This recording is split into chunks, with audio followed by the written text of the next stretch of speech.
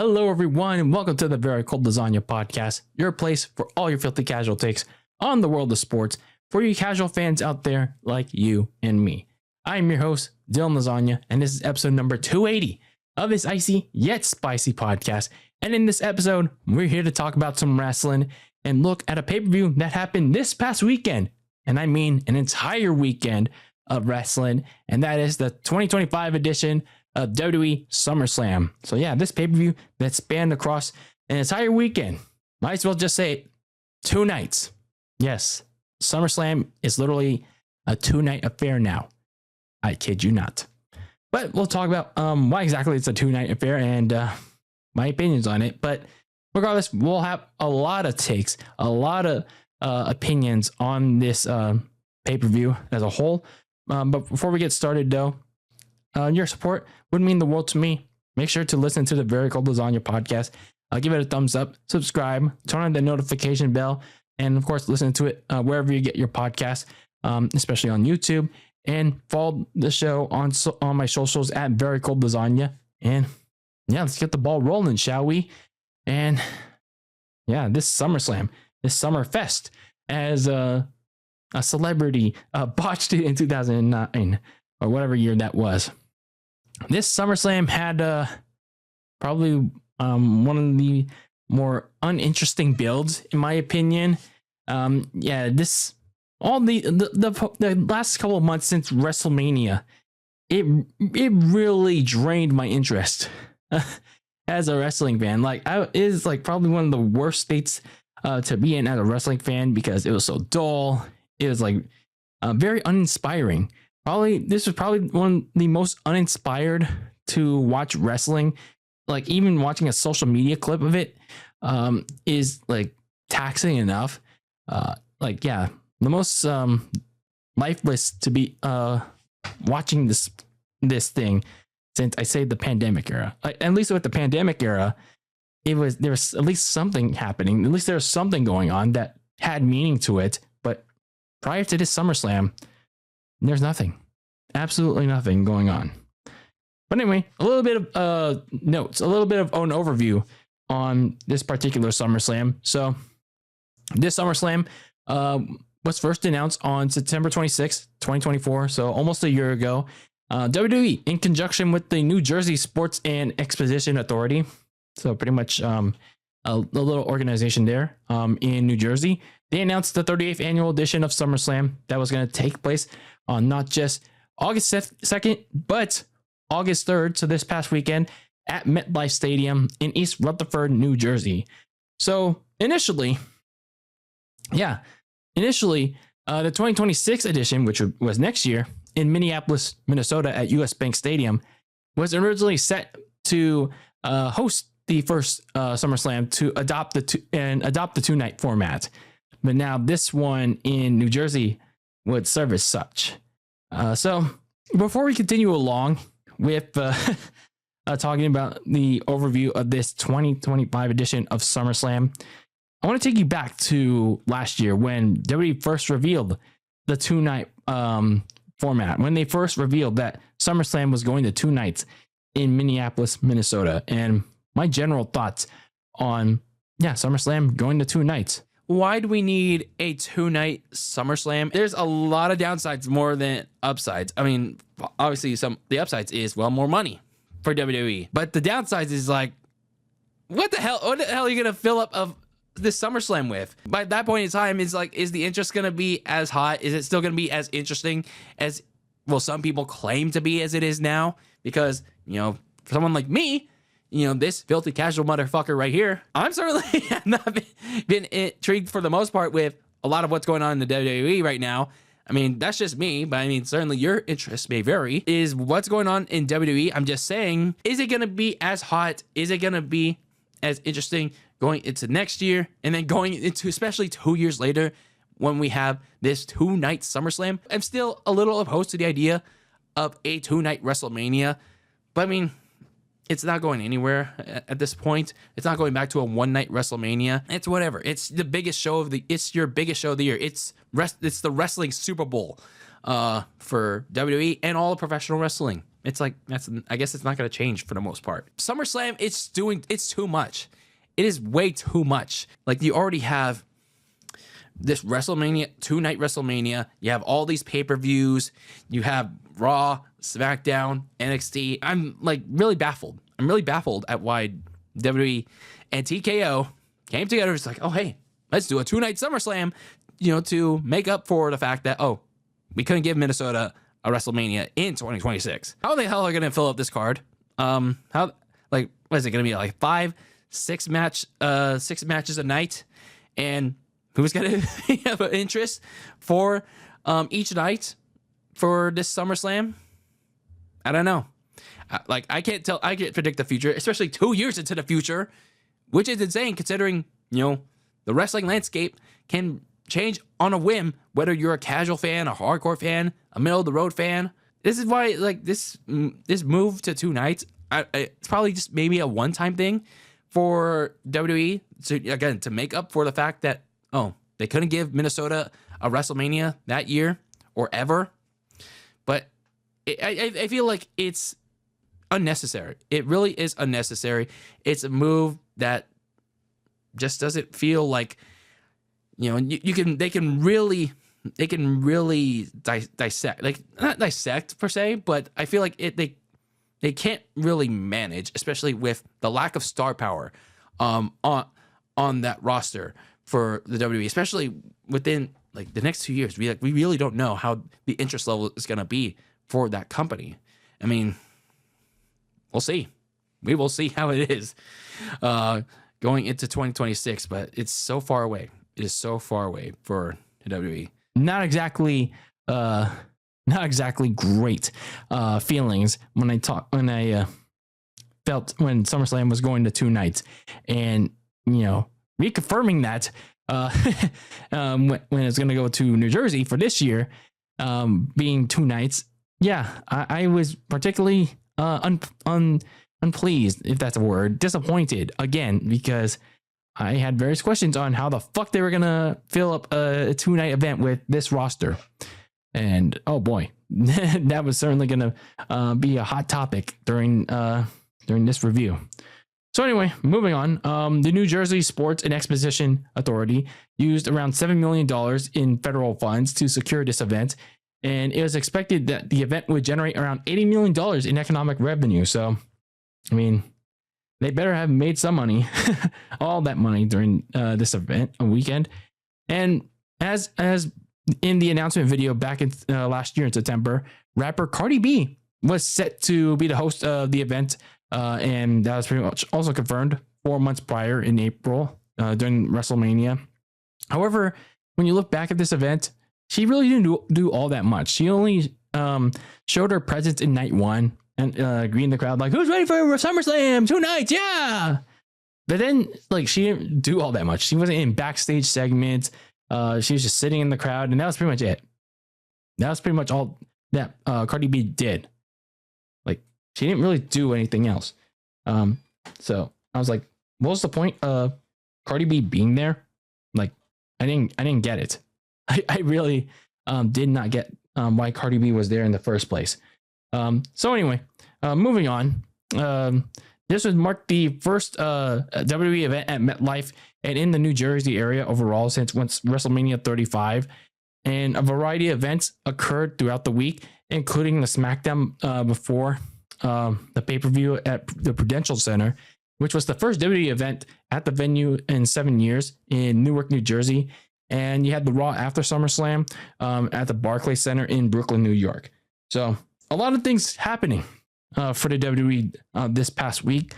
And honestly, like I said in the opener, in the little cold open, they didn't exactly do a good job, in my opinion, other than, I say 1 or 2 matches, they say, I guess, in preparing for this, what's supposed to be a groundbreaking pay-per-view, 2 nights of SummerSlam. That was originally supposed to start next year, but now they pushed it to this year. Not exactly a good job of that. Now, I get it. They had like a bunch of special events and pay-per-views prior to that, like in back-to-back weeks in the prior month. Still, you could at least set the groundwork for this SummerSlam. You could have done something. So anyway, we move towards the Summerfest. Oh, sorry, SummerSlam. Here's me botching this shit.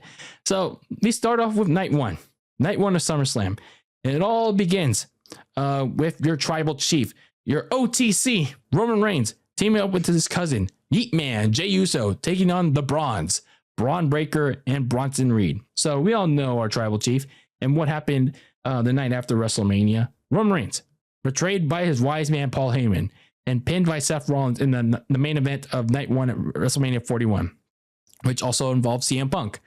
2 days later, Roman tried to exact his revenge, but was attacked by Seth's new ally at the time, Braun Breaker, and Seth curb stomped him into his annual post-Mania vacation. So that's pretty much that.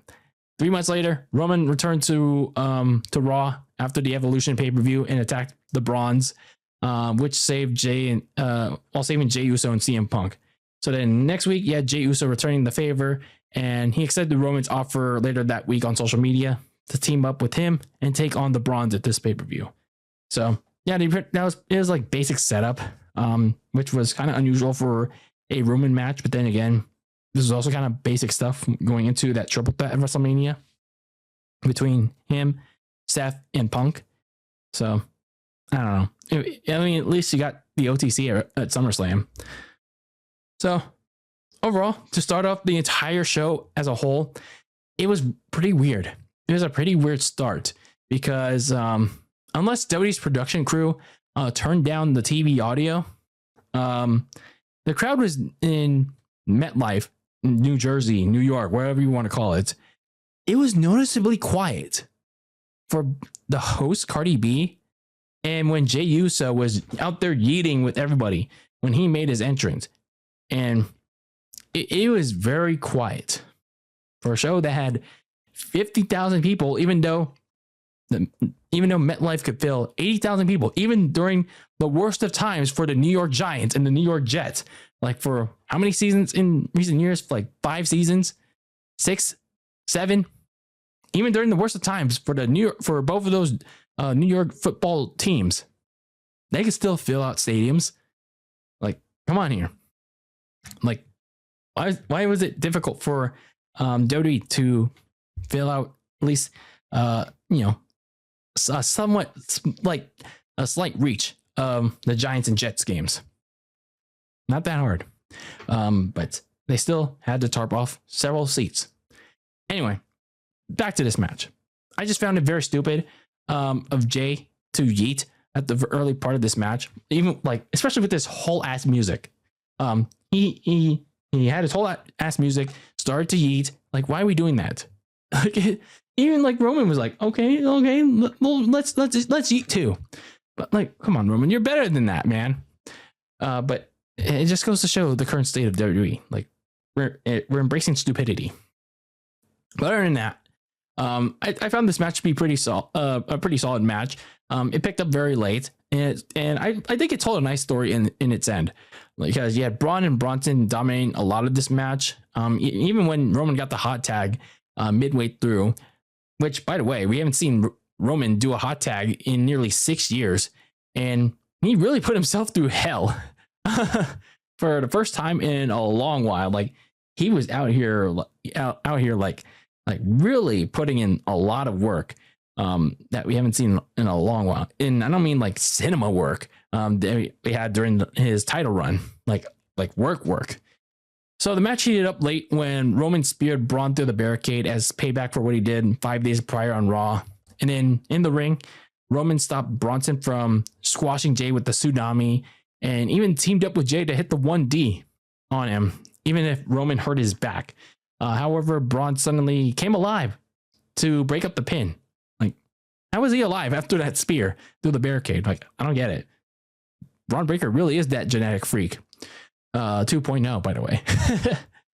Braun looked poised to finish off Jey with the spear, but Roman pushed Jey out of the way and took the sacrificial spear. So, yeah, good for him.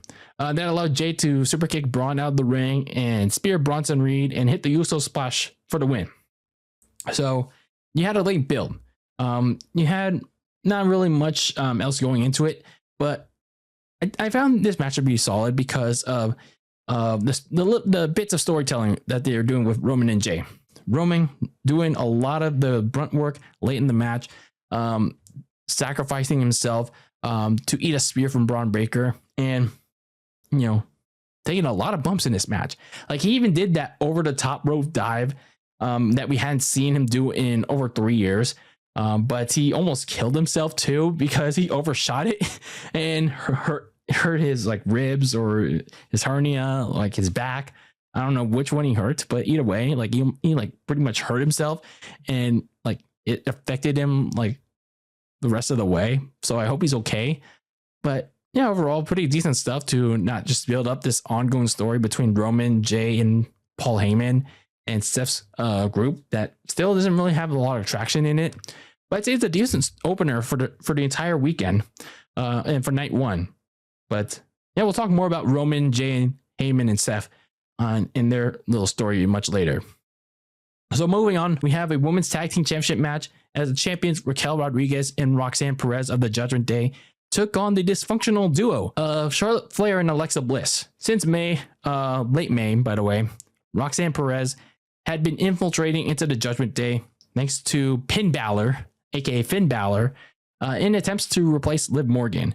Both her and Raquel were onto their game until Liv got injured in June, and Raquel had to take Roxanne in as her replacement / partner champion in a unfortunate group vote. So meanwhile, you have Alexa Bliss and Charlotte Flair, who were having some inconsistent tension. No, sorry, we're still talking about Raquel and Roxanne. They were having inconsistent tensions. So they retained their titles at the Evolution pay-per-view. They're winning tag team matches, both non-title and title matches. And one of the participants in that tag match at Evolution was Alexa Bliss and Charlotte Flair. So for Bliss and Charlotte Flair, they began their story around the same time as Raquel and Roxanne, where Charlotte was confronted by Alexa as she was trying to leave the arena, trying to get a rematch with Tiffany Stratton during that time. So throughout the next month or two, Alexa kept being rebuffed by Charlotte before eventually convincing her to be allies of convenience. So pretty much just like, little allies of sorts, in hopes of getting Charlotte back on her feet after hitting rock bottom after losing to Tiffany at WrestleMania. So despite losing said fatal 4-way match at Evolution, Charlotte still managed to get this tag team title match at the Land of the Giants and the Jets because, well, Charlotte simply used her still existent Charlotte in the Bank on GM Adam Pearce 3 weeks prior on SmackDown. So even though when you're at rock bottom from the world title scene, hey, you can still use that Charlotte in the Bank on mid-card titles, which are the dead tag team titles. So, hey, that Charlotte in the Bank still has used, right? So let's talk about this match. And my God, this new Judgment Day theme is so bad. It takes the crowd so out of it that they don't get a reaction out of it. I get it. You can't use the OG theme with Alter Bridge, and yeah, I don't like this group, but at least that theme, you felt something. But I get it. They didn't have the rights to it anymore because, well, it was basically Edge's theme when he used it when they first started Judgment Day. But still, like, this new theme sucks. It absolutely sucks.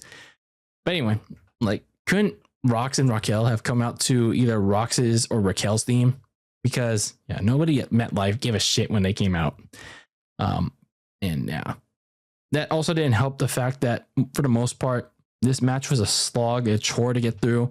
Nobody really cared, unfortunately, because yeah, there wasn't a lot of interest in Rox or Raquel. But yeah, Raquel though has been putting in a lot of work lately.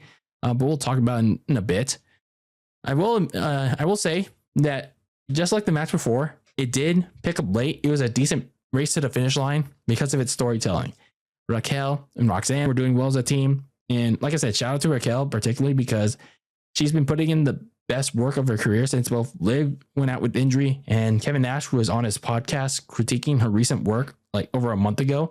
And she really took it to heart. She took it as constructive critique, and she's been putting on some really good in-ring work after months and months of trying to find herself back in the ring and shaking off ring rust after what felt like over a year away with their skin condition. So, and Charlotte and Alexa worked good too because of their dysfunctional dynamic and their overall ring presence that played into the final moments. So those final moments saw Alexa accidentally knock out Charlotte, which allowed Roxanne to throw her out, and Rox and Raquel hit the Tejana Bomb Pop Rocks combo, and they were on the verge of winning until Alexa broke up the pin in a moment of trust. So later, Alexa reversed Pop Rocks into a hard forearm and was about to set up Sister Abigail, the DDT, until she saw Charlotte glaring at her hard, and it seemed like Charlotte was going to turn on her, get her payback, but instead, she knocked out Raquel with the big boot, and Alexa hit that Sister Abigail DDT on Roxanne to win this match and win the women's tag team titles in a culmination of their chapter of their latest story. So, really decent stuff. And a lot of people were liking their story, so I can't really hate on that too much. I mean, I didn't really pay too much attention to what was going on SmackDown because it's such a chore to get through, but it seems like Charlotte, from being booed several months ago, and kind of rightfully so, because that Royal Rumble win didn't really do her any favors, and especially with that return. But it's a nice, refreshing change of pace for her to do something else away from the world title scene, and doing the storyline with Alexa Bliss, and doing a tag team title run. It's still a title scene, but it's again something unrelated to a world title, and it's a little crazy, but also kind of nice how the fans went 180 on her from Mania to SummerSlam. So at least nice to see. As for Raquel and Roxanne, I mean, who knows where they'll go from here? We'll just have to find out what's next for them in the latest edition of Days of Our Judgment, especially since Liv didn't come back for this match to, try and advance that story. So next up, we had Sami Zayn going up against Karrion Kross. Not exactly sure why this match made the pay-per-view, but it, for a lot of Karrion Kross fans, it's nice for Karrion to get on this pay-per-view, I guess. So this story, or whatever it was, going into the show, was basically Karrion Kross going on and off, taunting Sami Zayn about his failed world title pursuits lately, and getting him to turn to the dark side like he's Lord Palpatine, but to no avail. The two would trade victories at both Night of Champions on a week or two prior on Raw, leading to a hopefully feud-ending match at this pay-per-view. So, that's pretty much the story of this. And when we got to the match itself on this SummerSlam, I was just thinking to myself, having watched some of those highlights at both Night of Champions and on that Raw, was there really any difference? Was there anything different other than what I'm going to talk about that was, unique from those two matchups?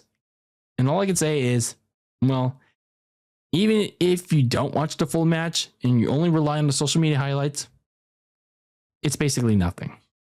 It's honestly nothing. The only new added element from this match was Carrie and Scarlett trying to get Sami Zayn to use, I think it was a crowbar or a lead pipe that Karrion attacked Sami with 2 weeks prior, only for Sami Zayn to obviously refuse it in a TV version of, John Cena and Bray Wyatt at WrestleMania 30. That moment where Bray Wyatt was trying to get John Cena to hit him with the chair. It's like, do it, Cena, do it. You want to go against all the kids. And then John Cena was getting mad and all angry, only for him to hit it on Eric Rowan instead. So that thing at WrestleMania 30, except this one was obviously the stupid version of it. So Sami Zayn won this 3-match with the Blue Thunder Bomb and a Haluva kick. So that was pretty much the end of that match. And probably this feud.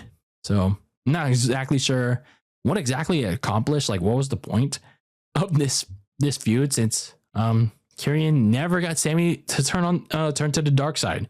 He was not that Lord Palpatine to the Anakin Skywalker, to try and make that comparison.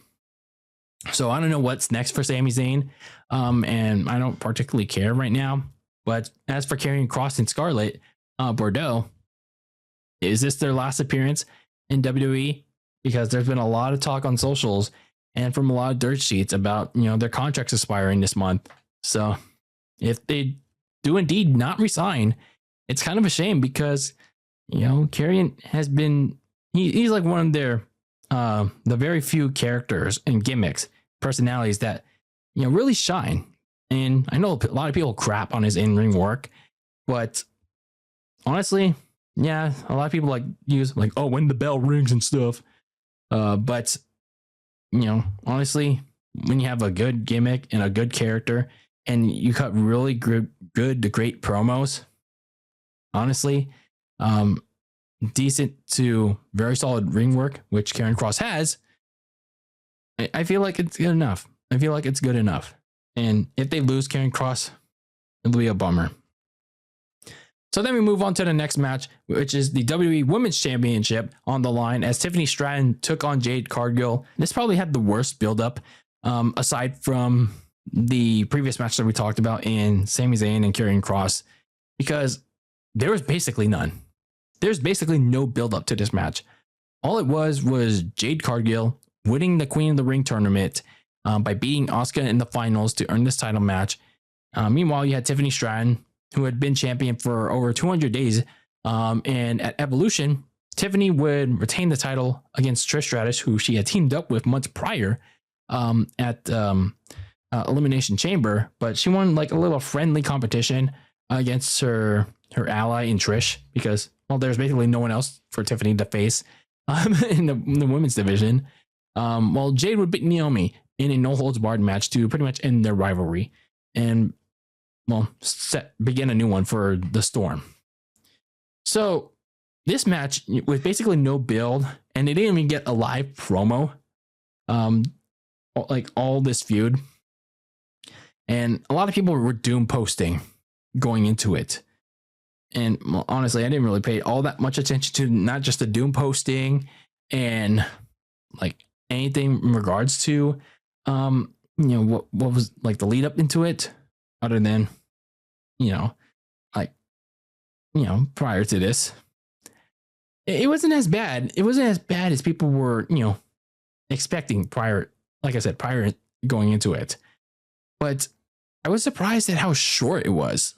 It was really shorter than expected, because as Jacob Fatu would like to say, it was all gas, no brakes, because they really pulled out all the big moves, from start to finish. It was pretty much big move, finish.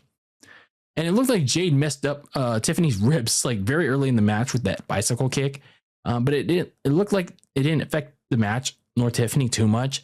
But yeah, despite the match and its short length, Tiffany continued to impress. She had really good raw power, pulled off some good moves.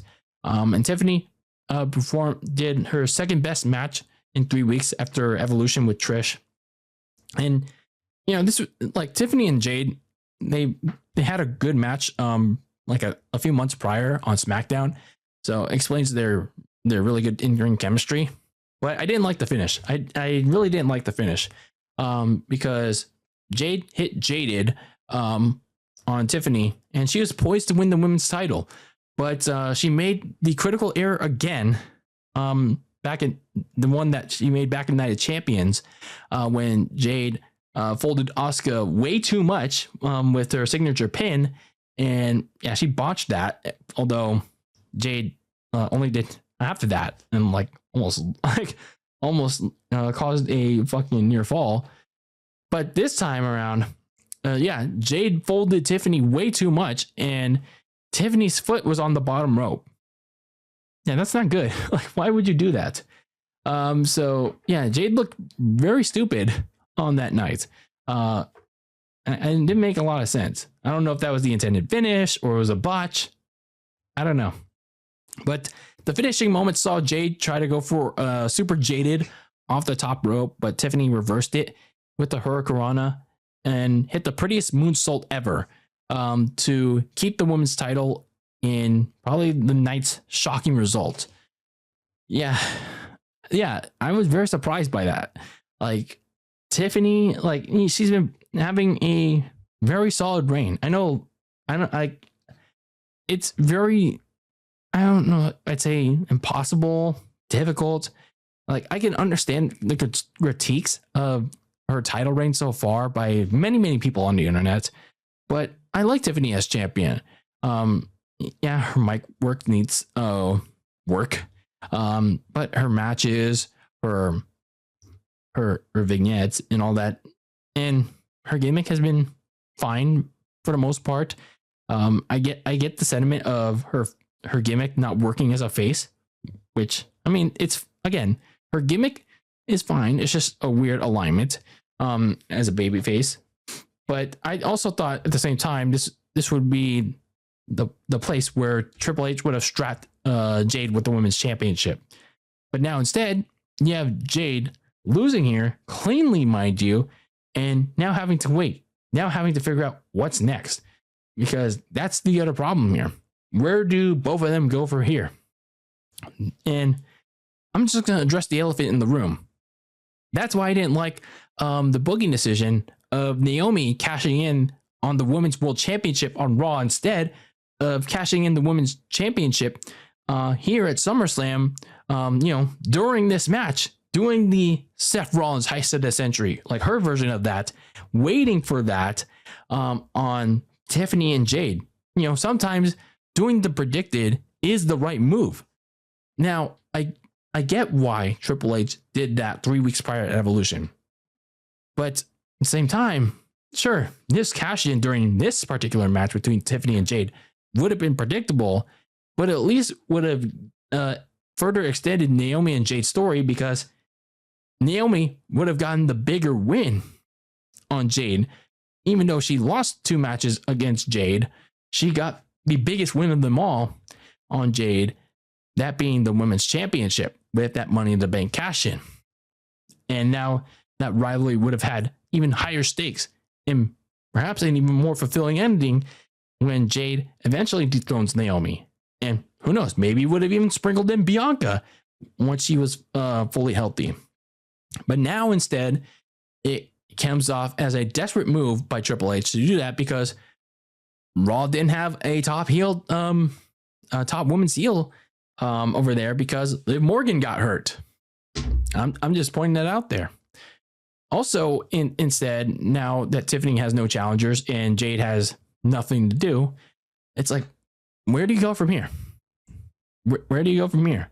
Like, who does Tiffany face in the next couple weeks, months? Where do you go from here? What does Jade do? Like, wait for Bianca to potentially feud with? Like, go down and face Giulia for the Women's United States Championship? It may be a step down, but I don't know. I just find all this result very, very weird. I mean, it's a good match, but I just found the result to be the wrong one. So now let's get on to the second and final match of night 1. And that was a match that a lot of people were excited for, but also were nervous for as well. And I'm talking about Randy Orton and country singer Jelly Roll taking on the team of Drew McIntyre and Logan Paul. This matchup had, along with another match we're going to talk about, the most buildup going into SummerSlam. Drew McIntyre. He returned on the 4th of July episode of SmackDown, taunting Randy Orton for not punting Cody Rhodes in the King of the Ring finals, which led to Orton giving him an RKO. The next week, you had country singer Jelly Roll performing in front of, I don't know what city they were in, but his performance was interrupted by Logan Paul, who ironically stated that no one wanted to see outsiders like Jelly Roll in WWE when Logan Paul was an outsider himself. But anyway, this led to Orton and McIntyre getting involved, Jelly Roll getting physical with Logan, leading to Logan destroying Jelly Roll's music set. Then the next night at Saturday night's main event, Orton beat McIntyre in the match. But then when Jelly Roll went to save Randy from a beatdown, he was Claymore kicked by Drew. And that led to this match being made for SummerSlam because Jelly Roll wanted it. So this match was actually in danger of almost not happening because Drew was stuck in the UK with passport issues, but they resolved that and it went on as scheduled, which was good. And now going into this match, a lot of people were crapping on this idea and were concerned because, celebrity wrestlers, they're a very mixed bag and most of them don't go well. But I was keeping an open mind because I was like on a wait and see approach. And in contrast to the year prior, where he was a featured act, he had a performance. He even did a segment with Grayson Waller and Austin Theory. And, I wasn't really like caring, but I was more like neutral on Jelly Roll. But Jelly Roll this past year, he was very committed. He was very committed to doing this shit. And I respect him for that. And not only that, he lost a lot of weight from the year prior. I believe, like Michael Cole was saying, Jelly Roll lost over 40 or 60 pounds in the lead up to this match. So very good for him. Like very good for him. He also said on Pat McAfee's show that he relocated to Orlando for, I believe, a couple of years now to train at the Performance Center every day with Matt Bloom coaching him and Drew, Logan, Randy all helping him prepare for this match. So I'm glad that he was one of the very few celebrities that WWE brought in to take this seriously. So I'm very happy for him. But of course, that training has to execute especially under these bright lights in front of 50,000, 60,000 people, however many people were going to be at this SummerSlam on 2 nights, by the way. So looking at this match itself, Jelly Roll, everyone was popping for him. And of course, it popped even louder when he pledged allegiance to an apex predator in the United States of America. And that, of course, led to him in the MetLife crowd singing Randy Orton's theme song, which unfortunately is not, "Hey, nothing you can say." No, unfortunately, that's not the one. Unfortunately, still not the one that Randy Orton doesn't like. Still don't know why. But anyway, Jelly Roll actually was the one that started this match. And he started off pretty solid versus Logan Paul. But unfortunately, his ego got the best of him as Drew whooped his ass. And he was getting his ass whooped by the heels for a large portion of this match. But that was until he got the hot tag on Randy. And while he was getting his stuff in, he got Claymore kicked by Drew. And things got really chaotic from there. That was because Jelly Roll, who checked on his partner, he also got Claymore kicked by Drew. And he didn't take a KO punch by Logan very well. He undersold that. But anyway, he did, however, sell a high-flying frog splash from Logan Paul very well. And I like this. I like the visual of Logan Paul doing the Stone Cold beer can splash just with Prime bottles, though, before he did the frog splash. And the frog splash that Logan Paul does is so good. It is so dang good. Say what you want about Logan Paul, but he is such a good celebrity wrestler. Like, I don't care what you people say like about Logan Paul, like outside the ring, but like, goddamn, he is just that good of a wrestler. So that took Jelly Roll out of the match momentarily. He was being carried to the back, making it a 2-on-1 handicap match. So later on, he waltzed his way back to the ring. He even got a hot tag on both Logan and Drew. He hit a choke slam on Logan, hit a black hole slam on Drew McIntyre. Homage to Abyss, by the way. He even caught Logan midair for a power slam for a near fall. Unfortunately, the good feelings of Jelly Roll's in-ring debut ended when Drew Claymore kicked him again, and after he threw Randy Orton into the ring post, who, after Randy Orton hit an RKO on Drew McIntyre, Logan Paul won the match with a frog splash on Jelly Roll, and that was that. I really like this tag team match. There were a lot of chaotic moments. And I like the build up for Jelly Roll. And Jelly Roll is with all his training and all the work he did to lose that weight and really get ring ready for this. Like, it paid off. It really paid off, and the crowd was really into this. Now, even though he didn't win, like, he got to live his dream. He really got to shine in this match. Like, sure, it wasn't like Logan Paul shine. It wasn't like Pat McAfee shine or even Bad Bunny shine, but he did better than expected. He really did. The crowd came alive for all of them, especially Jelly Roll, and they really wanted to see him wrestle. And again, while he wasn't perfect, I thought he was pretty good. And this also, more importantly, got Drew McIntyre into the win column, and that should jumpstart him on a winning streak, even though it came at the cost of Randy Orton taking another pay-per-view loss, unfortunately. So, yeah, overall, I really like this match. And if Jelly Roll ends up having another match in the near future, I don't mind it as long as he stays committed to it. So we'll see from there. As long as he's committed to it, I'm not opposed to it. So then we have our main event of night one of this 2-night SummerSlam that I'm still opposed to. And that was the World Heavyweight Champion, the Ring General, Gunther, taking on CM Punk. Another match on this show that didn't have a lot of build up, like basically 3 weeks of build up. But anyway, I digress. CM Punk won a 5-man gauntlet match on Raw to earn this matchup against Gunther. It's just another one of those Gunther matches that was like, I respect you. I love you. I want to... I'm not going to say that last part. I want to, you. Anyway, either way, this is a match that many in the internet wrestling community had been wanting when Punk came back in 2023. But yeah, this is a matchup that people were clamoring for. But this is a fun fact that Michael Cole had pointed out, and I was kind of surprised by it as well.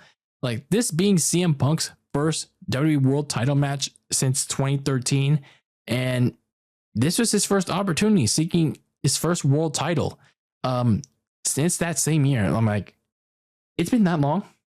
It's been that long since CM Punk didn't hold or even challenge for a WWE World Championship. That's crazy news to me.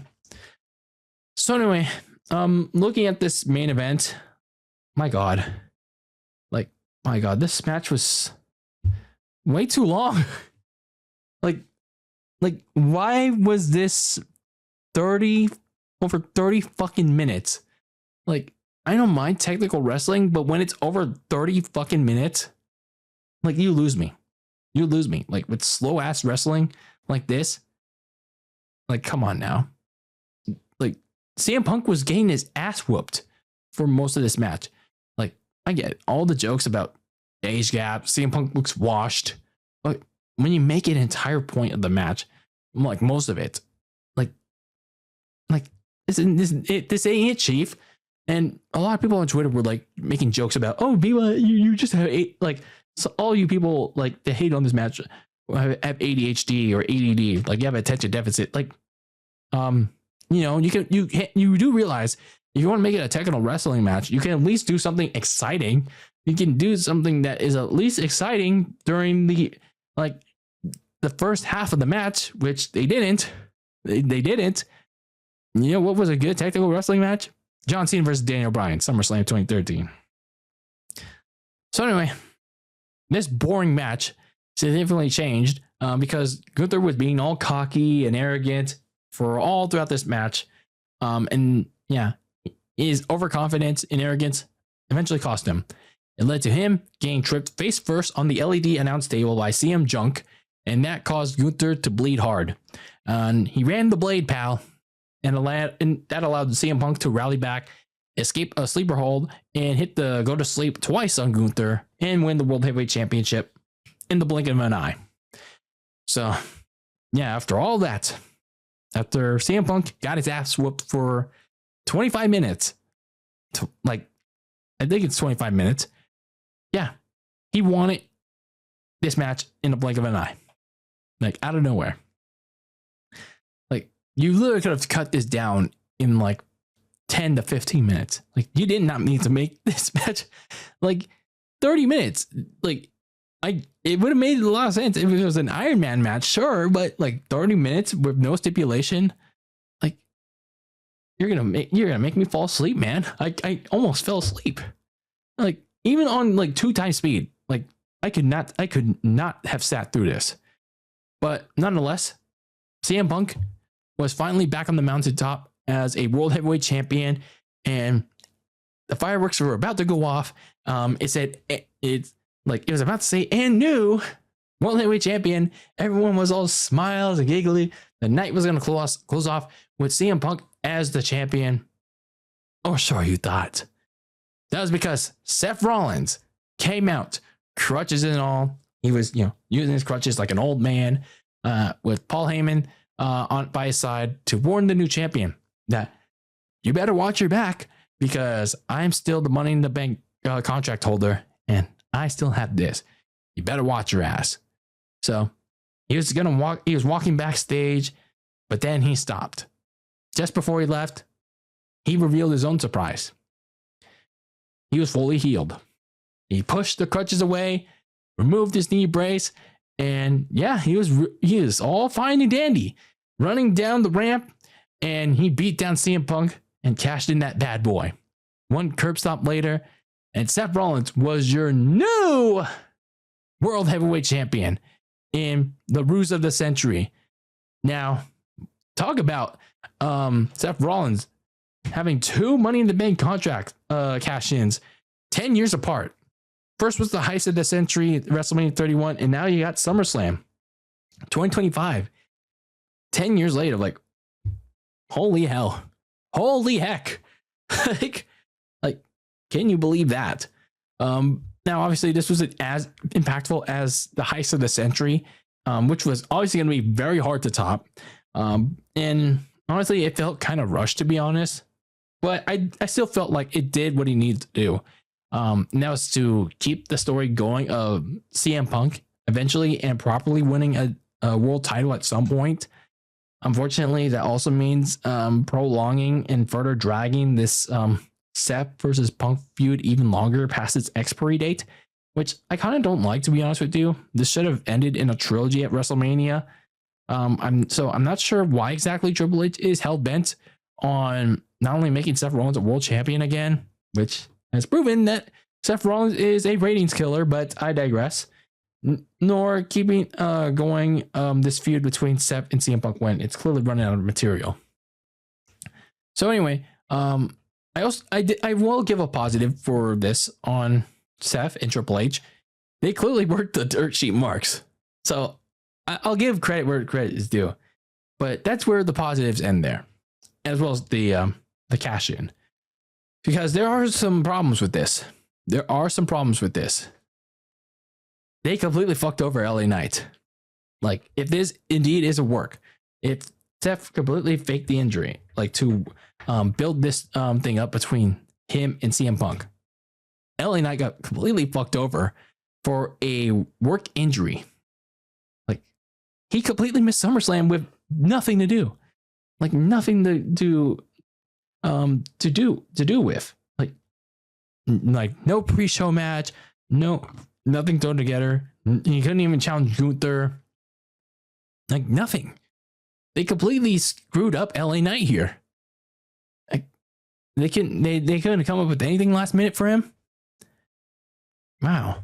So I'm just thinking, well, they better give LA Knight compensation by having him be Seth's first challenger for that World Heavyweight title, because if not, they're going to have a very loud focal portion of social media and maybe even the crowds that want LA Knight going up against Seth Rollins and maybe even getting that World Heavyweight Championship. Now, as for Roman, Jay, and even CM Punk, like, why wasn't Roman and Jay out there to stop Seth Rollins from cashing in that Money in the Bank contract, especially Roman Reigns? Like, you were there, like, the entire time. Like, Like, why didn't you stop Seth Rollins from cashing in that contract successfully? Like, you knew he was gonna do this shit. Like, it wasn't that hard to blast that theme song up, ooh, so, or the dun. Like, it wasn't that hard. Like, if you knew Seth Rollins was gonna do this shit, or even by surprise, like, you kind of ran out there like Saquon Barkley or whoever's gonna be their new running back. You know, you could have like at least, you know, ran down there and stopped Braun and Bronson, who you beat earlier in the night, and, you know, stop Seth from cashing in and have him fail that shit. But no, you let him go out there and not only just pull the one up on CM Punk, but you also let him pull the one up on Roman and Jay and even Sami Zayn. It made them all look stupid, in my opinion. So, aside from all that, you know, it's also going to take more than a shock cash in to take Seth and his faction more seriously going into the rest of the year, because they have not had traction. They still don't have a purpose on why they formed together, why Seth is aligned with Paul Heyman since WrestleMania 41. So they still need to figure this out. I mean, you're heading into a very competitive fall once again, and if Triple H is competent enough to do things right, why not have Braun and Bronson take the World Tag Team titles away from the Judgment Day to at least give them a boost after losing that opening match? Make them the new dominant faction on Raw, and, you know, finally explain things. And Seth Rollins, he really needs to reinvent himself. Ditch the stupid clothes, ditch the stupid sing-along song. Make him a serious world champion for once. Put him in, make him wear suits. Make him, give him his old 2015 theme song back. Like, you really want to make Monday nights interesting somewhat again? Start there, because, you know, football season around the corner. If Seth Rollins is going to be your world champion again, when he didn't do exactly well in 2015 and 2019, then you're in trouble. So overall, when you look at night one for this first night of SummerSlam, it was pretty average. It was a very average night. Like, there's like a couple matches on this card that easily could have been on the go home show on Raw and SmackDown. Like, especially the Sami Zayn Karrion Kross. Like, why was this even on the show? Just to get Sami on the pay-per-view? Like, why? And the women's tag, while I understand it's serving a purpose, that also could have been on either Raw or SmackDown. That makes no sense whatsoever. And I didn't like the main event. I didn't like the main event because of its length and it being a Team version of the WrestleMania 31 and SummerSlam 2013 main events combined, with, you know, Gunther whooping CM Punk's ass for the majority of it, only for CM Punk to come back and win the match. And then 2013 SummerSlam, you know, Seth Rollins coming in, you know, teasing that he's going to cash in, and then only to reveal that he is going to cash in and successfully do it and fucking over CM Punk again. But, you know, obviously I don't want to end this part of the review on a negative note, because there were at least some things that I did like the opening tag match, and then the women's title match with Tiffany and Jade, and then even Jelly Roll's in-ring debut. He really exceeded expectations that most people were kind of nervous about. But obviously what comes next is obviously to look out for. Like, what comes next for Roman? What comes next with Tiffany and Jade? What even comes next for Seth Rollins and his group after the cash in? Because these are all very important questions now that Triple H has done a lot of good and bad booking decisions. And this all was just on night one. Like, we've only made it through night one, and there's still a whole other night to go through. So let's go into that night two, because yeah, we're like deep into this review. We're not even halfway through this pay-per-view. So we start off with night two of SummerSlam, and it starts off with the women's world champion Naomi defending her title against Rhea Ripley and Io Sky. Not a lot of build up for this match. So Naomi simply cashed in her Money in the Bank contract after losing a no holds barred match to Jade early in the night at Evolution. Yeah, she cashed in her Money in the Bank contract during the main event of Rhea and Io's title match, and she won the Women's World Championship in her version of Seth Rollins' Heist of the Century from Mania 31 and at SummerSlam 3 weeks later. So the next night on Raw, both Io and Rhea demanded a rematch for the title, and that led to Adam Pearce announcing this triple threat. So, yeah, this match, it was okay. Like you had Naomi dominating both Rhea and Io early until Rhea did her babyface comeback, and then you had her and Io double teaming Naomi to take her out of the match for a little bit before they had their little friendly one-on-one. But can we just say that stupid emote that Io does is like, oh. It's like, what? Why is that even a thing? It's like, are you trying to do that quarterback thing where it's like, alert, alert, alert, alert? Like, are you? It's like, I don't know. It's just a thing that they want to do, I guess. But I just don't find that I just don't find that cool at all. It's like, I don't know. It's I don't know. It's just kind of weird. But anyway, Naomi found her way back into the match, and it got pretty heated from there. You had a decent sequence that saw Naomi avoid the over the moonsault and hit her finisher for the near fall. Naomi hit this V-trigger knee on Io, but she got a riptide right after from Rhea, and Io somehow found a will to break up the ensuing pin from Rhea. Then you had the finish of the match that saw Rhea hit that avalanche riptide on Io, finally, after several months of not being able to hit it. But before she could get the win and the title, Naomi snuck in and used the deadly Barut roll-up to retain the Women's World title. So, okay, opener to open night 2. There were several slow moments, and that feeling of inevitability of whether or not Rhea was going to finally get that title she never lost yet. However, she's going to have to wait another day until Noseman finally gives her that title she never lost yet, which is probably going to come in 2 months at Crown Jewel Perth, where it's going to be in her home country. So she's going to get that standing ovation and get crowning moment in her home country. Hopefully she'll get some damn character progression, like proper character progression along the way. Meanwhile, you have Naomi. She's going to move on to face Stephanie Bakir in a couple weeks at Clash in Paris. And yeah, who knows? Either maybe Triple H will strap that rocket on Stephanie in Paris and give her the title, or have Naomi keep it so she could transition it over to Rhea in Perth 2 months later.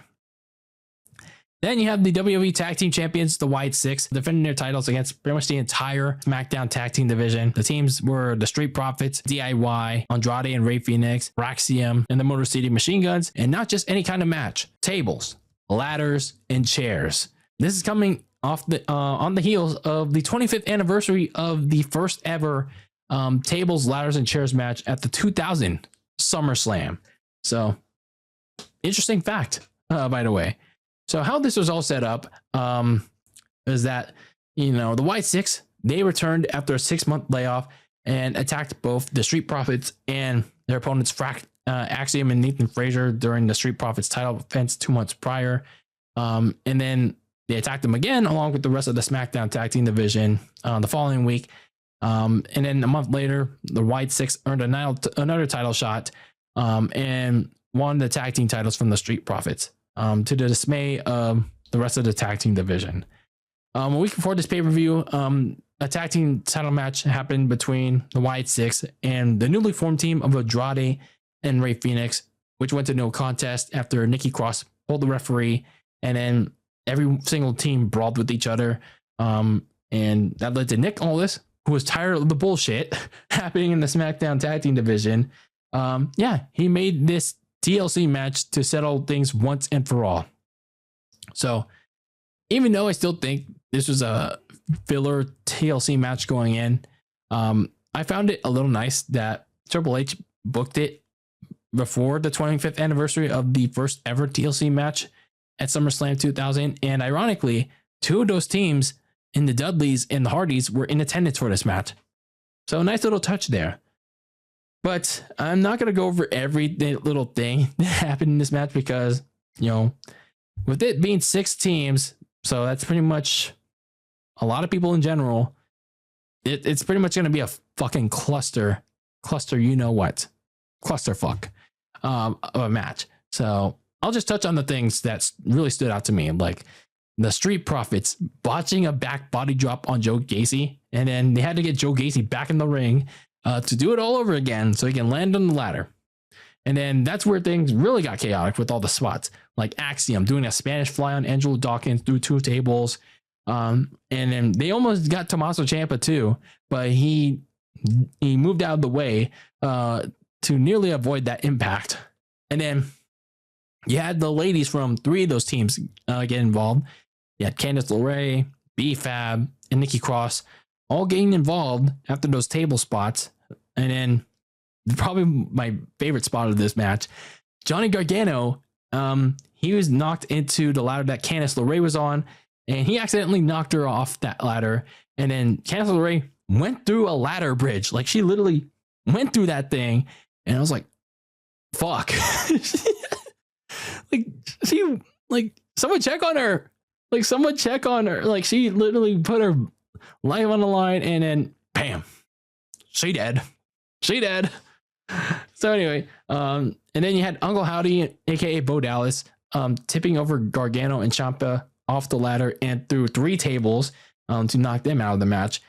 And then the finish of the match saw Joe Gacy and Dexter Lumis reappear to take out Andrade and Rey Fenix and go on to climb up the ladder and retain the tag team titles in this absolute clusterfuck car crash of a match. So, man, this was a wild and crazy ass match. Now, while I may not have a lot of vesting interest long term in the SmackDown tag team division, this was absolutely crazy. And obviously it's a TLC match. Like, so of course they're going to get that. But I really like the crazy spots in this match. Like, especially that Candice LeRae spot where she went through that ladder bridge. Like, she literally went through that thing and spliced it in half. So yeah, a lot of craziness. I don't have much else to say, but I really liked this TLC match. So yeah, the White 6 retain. So moving on to our third match, we had the Women's Intercontinental Champion Becky Lynch taking on Lyra Valkyria in this no disqualification last chance match for Lyra. Basically, the story of this match pretty much spans for 4 months. After an 11-month hiatus, Becky Lynch returned at WrestleMania 41 as Lyra's mystery partner to win the women's tag team titles from Liv Morgan and Raquel Rodriguez. Also serving as revenge from Becky to Liv, what happened last year in May. However, they lost the titles back to them the next night on Raw. And Becky attacked Lyra for taking the pin to Liv to lose those titles. And it was revealed that Becky herself attacked Bayley, who was supposed to be Lyra's partner at Mania. And Lyra herself, due to her friendship with Bayley, who she still had problems with while Bayley was still in Damage Control. So the two would trade victories. Lyra would retain the IC title of Backlash, but lose it to Becky at Money in the Bank. Bayley would shortly return to go after Becky Lynch as well as the IC title. So that made Lyra angry for both her title intentions and for Bayley, because not once did Bayley not contact Lyra since Mania 41. So yeah, you got a little tension there, pal. So Becky Lynch retained the title in a 3-way match at Evolution, but Lyra would earn a rematch the next night on Raw by beating Bayley in a 2 out of 3 falls match. And the next week, Lyra agreed to Becky Lynch's stipulation of a no disqualification, and the other stipulation of that she would never be able to challenge for this title again. So a lot of stuff to unpack on the backstory of this match. So yeah, a lot of people were really happy, really excited for this 3 match after what they had seen from Becky and Lyra, as well as that 3-way match at Evolution. I personally haven't, I've seen some tidbits, but not the full match of Becky and Lyra at either pay-per-view, but it seemed all right. But man, this match was another chore to get through because just like with Gunther and CM Punk, Lyra was taking a shit ton of abuse from Becky nearly all match long. And I just felt like it was going on forever and ever and ever. I mean, like, we get it. Lyra's probably going to overcome all the odds from Becky after taking this shit ton of abuse. Like, she choked Lyra with a chain. She hit her with the toolbox. Becky even zip tied her, which was a key portion of the match to leave her defenseless. And Becky even did her team move version of Randy hanging John Cena on the turnbuckle post from Breaking Point 2009. Yeah, remember that pay-per-view? But then eventually Lyra managed to break free from the zip tie and she was briefly back on offense. But Lyra ran into an exposed turnbuckle and Lynch hit the rock bottom for a near fall onto a double stacked chairs. And then, yeah, Lyra was back to being killed by Becky. She got trapped into a chair, and even Becky Lynch, she jumped from the announce table to stomp onto Lyra, leaving her breathless. And Becky was on the verge of killing Lyra for good with the crowbar, but Bayley appeared and stopped Becky from doing that. And Becky decided, like, you know what? You do it. You do it, Bayley. And after Bayley, she thought about it, she refused and attacked Becky all over the ring for what looked like a weird and rushed finish because, well, they probably thought, okay, we're going on too long for this shit. Lyra out of nowhere jumped Becky onto a table, and then Bayley in the finish accidentally hit Lyra with a chain that allowed Becky to hit the rock bottom to retain the Women's IC Championship. And yeah, Lyra can't challenge for it ever again. But man, like I said, this was a match that really, really didn't need to go on this long. It really overstayed its welcome, especially given the fact that, yeah, sure, it was coming off a TLC match that was really fun, and it came before it, but still, like, this match was really disappointing. Like, for a blood feud that was going on for so long, blood feud that a lot of people that were invested in it just didn't click. This one, like, was a disappointing threequel. Like, like I said, we got it. Becky was dominating. Lyra was gonna eventually overcome the odds, but just didn't. Like, she did for whatever reason. Like, she was booked to not do that, and the match could have been cut like several minutes short. Like, so I don't know why they went like over 20 minutes. So it was also weird that Bayley helped Lyra at first, but then she didn't, even by accident. And then she didn't even like break up the winning pin from Becky. So maybe that'll come with a purpose later, but I just found that to be a dumb look from Bayley. So either Bayley was playing, maybe Bayley was just acting genuinely dumb, or she was being looking dumb, but she had better intentions in mind for herself. So now, like I said, Lyra can't challenge for that Women's IC Championship ever again. So probably going forward, you're going to have Bayley go after Becky, maybe even win the title from Becky, and then either her or Lyra are going to turn heel to jumpstart their own feud. If Lyra doesn't go after Bayley instead, then what does she do next? Like, the world title scene on Raw is crowded right now, but maybe she goes to SmackDown in a change of scenery. I don't know. Like, Lyra Valkyria is one of those cases, like, sure, she's a good in-ring wrestler, but when you give her a mic, she's a very mixed bag. She still doesn't really have a personality other than Bird Lady. Like, regardless, though, to close things out with this match, like, this really didn't do it for me. Like, it was too long. Like, we got the point. Like it just overstayed its welcome. So then we had the United States Championship match between Solo Sikoa and Jacob Fatu in a steel cage match. This is another one of those matches that kind of spanned like for a pretty long time, but it reached its boiling point at Money in the Bank. So Jacob Fatu turned on Solo Sikoa at the Money in the Bank pay-per-view after repeated tensions since January. And yeah, he cost him said match as well.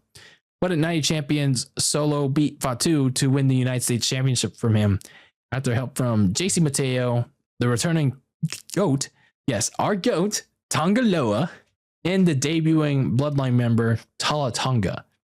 Yeah, that big, tall dude that nobody even remembers.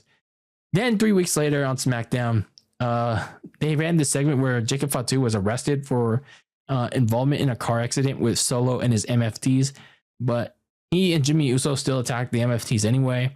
And he later found out that Solo was the one that faked the incident. So that led to Raw general manager filling in for Adam Pearce that night, not only making this match, but making it a steel cage match. And, you know, by making this a steel cage match, one would think, obviously, there wasn't going to be any outside interference. No. But we'll talk about it in a bit, because this was a very decent cage match. It picked up midway through, and it actually woke the crowd up, despite 3 straight stipulation matches. Yeah, it was very odd. Like, I also found that to be very odd and a very awkward and not like a very bad booking decision. I just say it was like a bad decision by Triple H, because like after the TLC match, it like that Women's Intercontinental Championship match, it really killed the crowd. And yeah, especially given that Women's IC title match was very disappointing. It was like a major letdown. But this match at least woke up the crowd a little, not a little bit, even if it was a 3rd straight stipulation match. But yeah, Jacob Fatu, he is one crazy madman.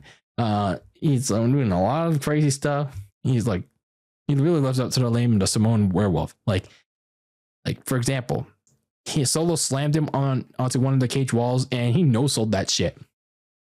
So yeah, he was doing all these decent moves, but even for a madman that he is, he still couldn't put Solo Sikoa away.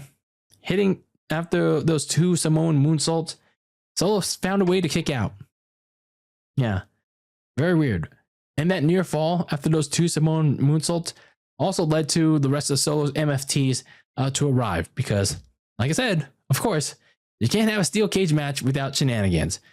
So the MFTs surrounded the ring like a pack of wolves, and Jimmy Uso arrived too to help out Jacob, but he was outnumbered and taken out by Tala Tonga, who later handcuffed Jacob to the cage. But Jacob escaped the handcuffs by pulling them out of the cage and stopped Solo from escaping the cage door. But unfortunately, he got kicked in the cage door in him by Tala Tonga, and that allowed Solo to win by escaping the cage and keep his U.S. title. So very decent match, like I said, but I'm not sure why exactly he had to be on the show itself when they could have done this finish 2 days prior on SmackDown. So yeah, I just found this to be very weird, but at least it woke the crowd up a little bit. But yeah, again, why was this even on the show? This story is obviously going to continue with how Solo's MFTs interfered in this match and also cost Jacob the match. But for now, Jacob Fatu, he got the last laugh by hitting his moonsault off the cage onto JC Mateo. And unfortunately, our GOAT, again, being a sacrificial limb for Solo, taking that moonsault. Poor Tonga Loa. My man, being a sacrificial limb. How dare Solo.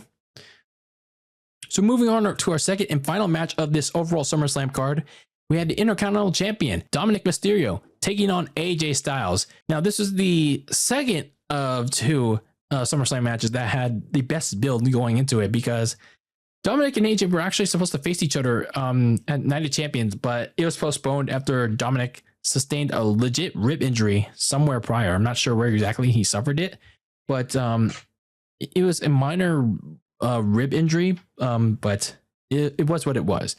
But it was minor enough to, have him still appear on TV and, keep their feud going until Dominic was cleared. So to advanced their story. They were engaging in some really funny weekly segments that at least kept my interest in this very boring period of WWE. You had AJ playing games with Dominic at every corner, such as giving him a get well cake, AJ doing a prayer that Dominic would get cleared, and then AJ keeping tabs on Dominic, all while Dom was trying to use his doctor's note to avoid facing AJ. And then you even had AJ cosplaying as a WWE medical doctor, giving CPR to Dominic ringside in one of his 3 odd jobs 2 weeks prior, while Dominic was overseeing a women's tag team title match. So yeah, AJ was literally giving him CPR and Dom was like running away. I was like, what the fuck? And then later on in the night, yeah, Dom attacking AJ in front of Adam Pearce. And yeah, he revealed he was good to go for this match. So yeah, this match was a fun match. You had a lot of nice offense from Dom, which honestly you didn't really see a lot of in the last several months, but I like that Dom was getting a lot of offense in this match that he usually doesn't get under Triple H, unfortunately. So really good stuff alongside his usual cheating tactics. And I like the callbacks, the Eddie references in this match. Like, it started off with AJ Styles continuing his mind games with Dominic by coming out in a lowrider and even dressed in inspired gear in reference to Eddie Guerrero's SummerSlam 2005 gear, like nearly on the 20th anniversary of that custody of Dominic ladder match. Like, to really fuck with Dominic, man. Like, holy hell. He really want to fuck with him, man. Like, I found that to be very, very wild. And this match also did a very important job of getting the crowd back into the swing of things. But yeah, they were really, the New Jersey crowd was very heavy into Dominic. And honestly, Dominic has been gaining a lot of traction in the last month or so, like getting all this media, these sponsorships, and the crowds are really getting to him, whether it's with or without Liv. So really, I'm liking what I'm seeing with Dominic. And then you had this funny moment during the match where Dom and AJ were trying to outdo each other with the lie, cheat, and steal tactic with the chair. But the referee was like, "What's going on here? What the hell's going on here?" But yeah, this fun match ends with Dominic strategically unzipping his boot and letting AJ lock in the calf crusher on him so AJ can get that boot off. And a callback to WrestleMania 20 with Eddie Guerrero getting locked into the ankle lock, and then Angle taking off that boot, and that allowed Dominic to kick AJ into the ref. And while the ref was trying to collect himself, Dom hit AJ with the boot and hit the frog splash to retain the IC title. Really like this match. Especially with all the callbacks for Eddie, with the 20th anniversary of Dom's SummerSlam debut, that custody match just 2 weeks away. 2 or 3 weeks away. But either way, I really like this match. But more importantly, he did this on his own. Cheating or not. He had no Judgment Day to help him out. And no Liv Morgan, who most of her fans and some wrestling fans in general were expecting her to appear during this match, which was in her home state of New Jersey. But she probably wasn't cleared to travel yet. But regardless, the more important thing was Dominic did this on his own, which gives him some credibility. And I'm at least WWE's finally starting to realize that, maybe we can build Dominic up as an IC champion for once and not relegate him to backstage segments. Triple H is finally waking up for once. So I'm not sure where they go from here. For both Dom and AJ. I know Dominic has doing some stuff in Mexico coming up, but I don't know if they run it back at Clash in Paris, or Finn finally turns on Dom for like what feels like almost a year of tension. Or as for AJ, maybe goes to TNA, do a little run there before he retires. But I really like this match. And I wouldn't mind if they ran it back sometime soon. Then we finally have our main event of the overall SummerSlam card, and that was the WWE Champion John Cena taking on Cody Rhodes in a street fight. As I talked about in my WrestleMania 41 review, not exactly the best match to close out the overall WrestleMania show, but John Cena beat Cody Rhodes with unfortunate help from Travis Scott to win the WWE title and earn his record-breaking 17th world title. However, Cody would beat Cena in a tag team match of Money in the Bank, which also involved Jey Uso and Logan Paul, and also win the King of the Ring tournament, beating his former Legacy teammate Randy Orton to set up this WrestleMania rematch at SummerSlam. 3 weeks prior, at their contract signing on SmackDown, Cena attempted to back out of this match with various excuses, like, you know, he's gonna shoot a movie soon, only for Cody to attack him and put him through a table and force Cena to sign the contract, which in the contract revealed the fine print. This match now being a street fight.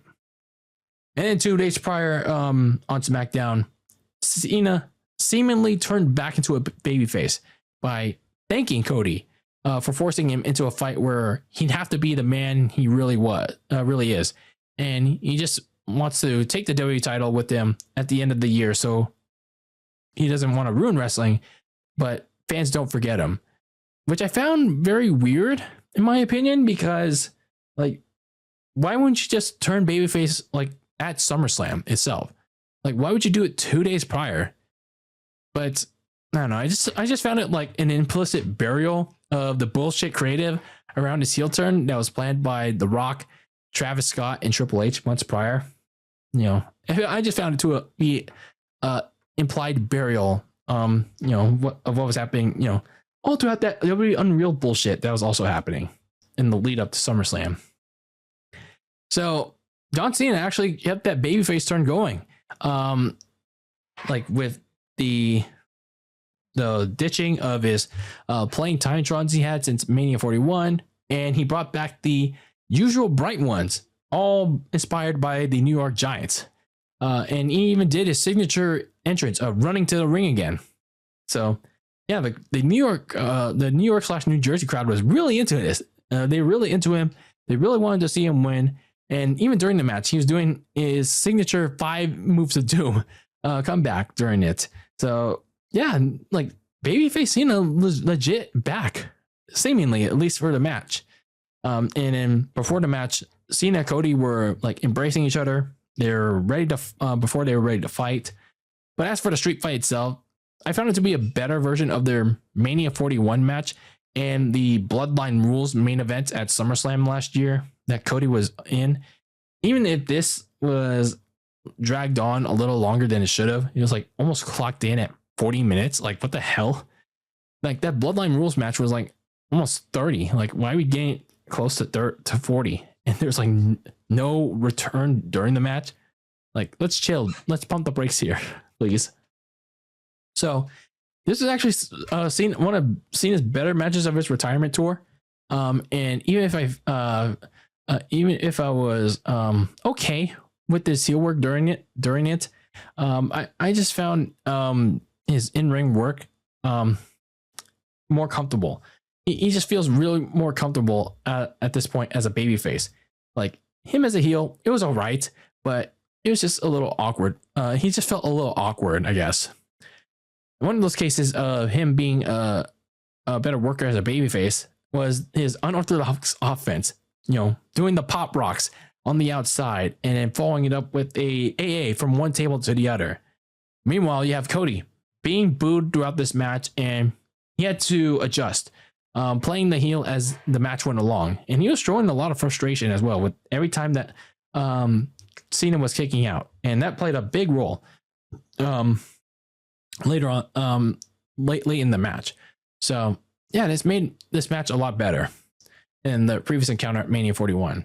So both of them fought through the crowd after 20 minutes or so, and even made its way into the stage where you had this badass shot of Cena carrying Cody, where Cena was being lifted by Cody's elevator entrance lift, and yeah, he hit the AA on Cody on the entrance ramp.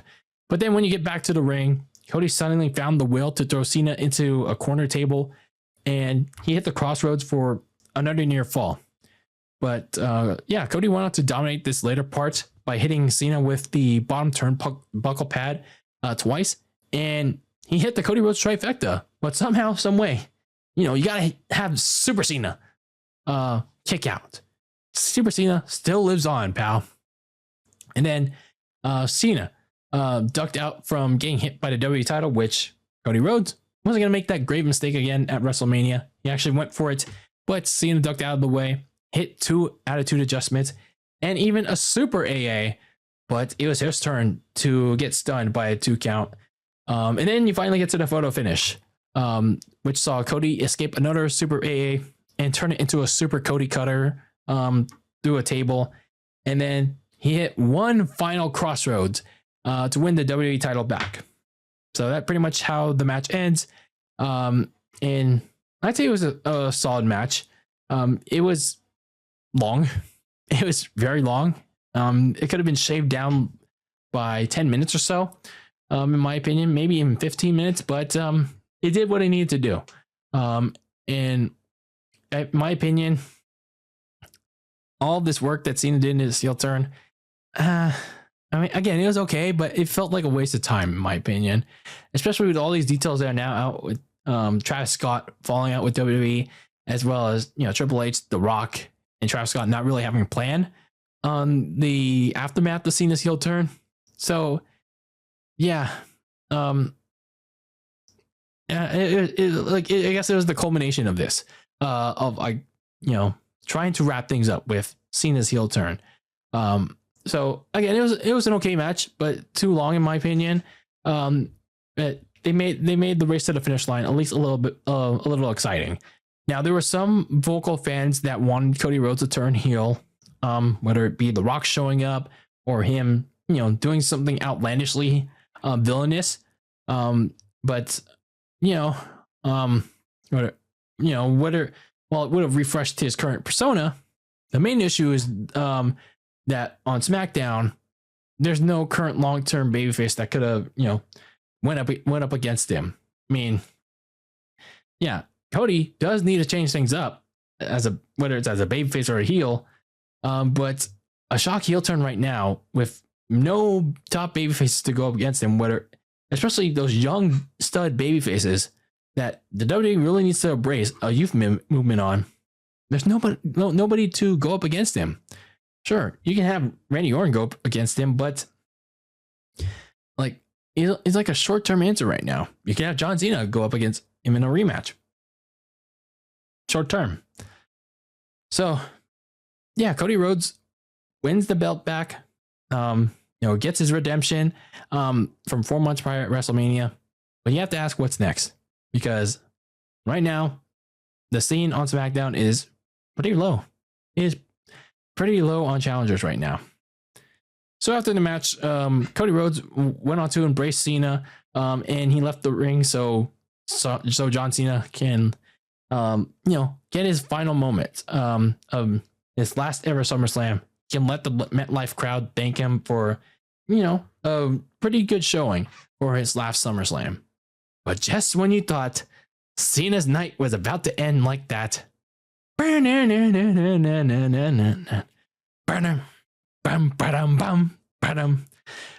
Lesnar, the Beast, is back. So I don't know how this came about.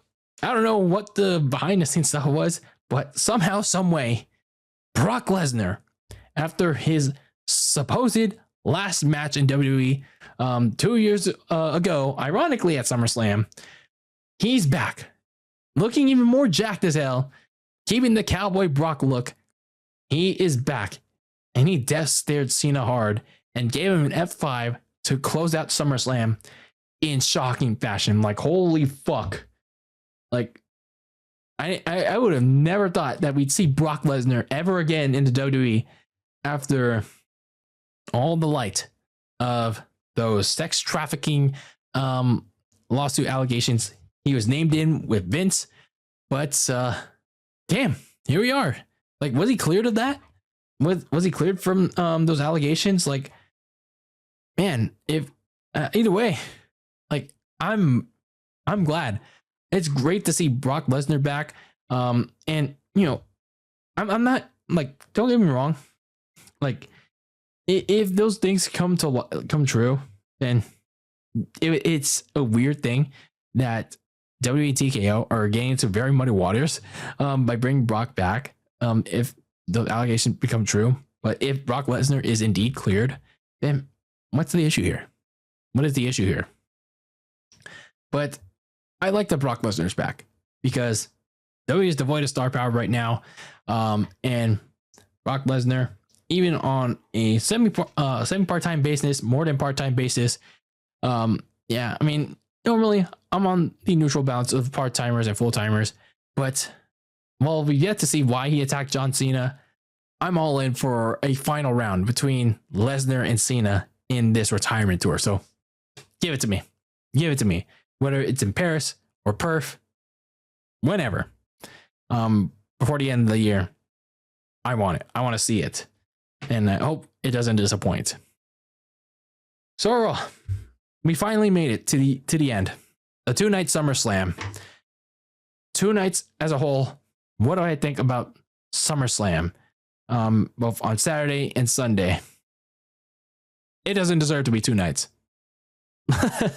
Pretty much back what I said in May. This shit does not to be 2 nights. And nor it shouldn't have been in the first place. Like half of this show belonged on a Raw or a SmackDown. Like why didn't they put some of these matches on the go home shows, which at least would have helped the viewership for those shows? Because yeah, half of this show never felt like a stadium pay-per-view. Like the crowd was like dead at times, like they didn't care, and kind of justifiably so. Like sure, Solo Sikoa versus Jacob Fatu woke up the crowd a little bit, but you know, it didn't do by much. Sammy versus Karrion Kross, we've seen that like 2 times on Raw in that Night of Champions. Like you weren't gonna do much here. It was probably the worst match of the entire like pay-per-view overall. The women's tag team title, sure, it served a purpose, but you could have put that on Raw and SmackDown as well. There are various other matches that could have been on Raw and SmackDown, and they felt like TV matches. But here we are. Next year, they're going to run it back in Minnesota. 2 nights. 2 nights. After this, average to below average ass pay-per-view? Like, this is the 2 nights that WWE gave you in essentially a 3-week build? Why? Why do you want this? No. You should be wanting, expecting more, people. Stop asking for the bare minimum. SummerSlam should be 1 night only, the best of the best. And last year was even better than this. Like last year is probably one of the better SummerSlams that we got in a long while. Like this one, for 2 nights, the first ever 2-night SummerSlam. This was average to below average. But again, this pay-per-view doesn't need to be 2 nights, nor deserve to be 2 nights. It hasn't earned to be 2 nights. This weekend was evidence of that, especially on night 1 and half of night 2. Like, I still don't get why they have to run it back as a 2-night show next year in Minnesota. But, money. Yeah. But let me know your thoughts on this 2-night SummerSlam that happened this past weekend in the Meadowlands, in the land of the Giants, in the land of the Jets. Let me know your favorite match of the night, your favorite moment of both either nights of the weekend. Yeah, let's have a conversation about this SummerSlam 2025, the 38th annual edition of SummerSlam, whether it's on YouTube or send a message on my socials at Very Cold Lasagna. Yeah, let's have a talk about it in any way, shape, or form. So, yeah. I don't know how interested I'm going to be in the WWE product going forward, but at least there'll be a few headlines to talk about, especially Brock Lesnar's return and how Triple H will not fuck this up. Yeah, hopefully he won't fuck up Brock Lesnar's return and the follow-up of that. But anyway, that's going to do it for this episode of Very Cold Lasagna. I have been your filthy casual host, Dylan Lasagna, bringing you another WWE pay-per-view review and episode number 280 of this icy yet spicy podcast. And as always, keep the lasagna very cold in the fridge with your takes on the world of sports. And until I see you, when I see you in the next episode and bringing you all those filthy casual takes, peace out.